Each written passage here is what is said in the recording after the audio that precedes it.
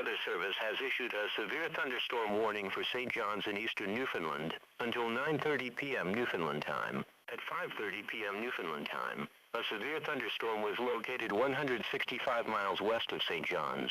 Source, radar indicated. Impact, heavy thunder would strike those without shelter. Hazard, wet roads can make it difficult for cars to travel through. Rainfall total, 20 millimeters per hour or higher. Wind speed and wind gust, 7 miles per hour or higher, gusting to 15 miles per hour or higher.